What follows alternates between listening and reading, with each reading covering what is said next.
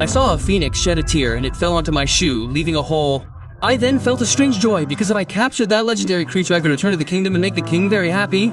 But at that moment, the phoenix's brilliance began to slowly fade. Its life seemed to be ending. I didn't have the courage to capture it, so I removed its chains. The phoenix looked at me with eyes full of gratitude, and a light filled its body, and it flew into the sky. To thank me for my kindness, it left a radiant feather. Later, I returned to the palace. Since I hadn't captured the creature, the king wanted to execute me. I showed him the feather to defend myself, but it had already lost all its brilliance. Everyone laughed at me as if I were a fool. The king thought I was mocking him and immediately ordered my head to be cut off. At that critical moment of life or death, the feather suddenly shone with a golden light illuminating the sky. The fire phoenix had come to save me, and everyone on the tower was amazed, and the foolish people thought I had tamed that sacred creature. Soon they called me a hero. The king was filled with disgust and had no choice but to grant me the royal mantle, but deep in his heart he was already consumed by hatred. Shortly after, the king gave me an impossible mission. He ordered me to find the princess of the sky and bring her back to marry him. The goal was for me not to survive this mission, but to the king's misfortune, I desperately wanted to live, and I arrived at the gates of the celestial princess's palace. When I was about to enter, a wall of ice blocked my path. Then the fiery feather floated in the air, shot against the wall, and it melted instantly. But I didn't realize that the little donkey, my friend, was swept away by the freezing water. Soon I found the princess of the sky, but when she learned that she was to marry an old drooling king, she ran fiercely to the cliff and threw herself off with me. At the last second, the little donkey appeared and saved us both. Finally, she agreed to return to the palace with me. When she saw the king, she said that to marry her, he had to possess the heart of the ocean, a treasure that had been swallowed by a giant whale. The king summoned me again. It was clear he wanted me to accomplish this impossible task. We arrived at the place he mentioned, but we didn't find the whale the princess spoke of. Worse still, a huge tsunami wave was coming towards us. The little donkey pulled me with all its might, and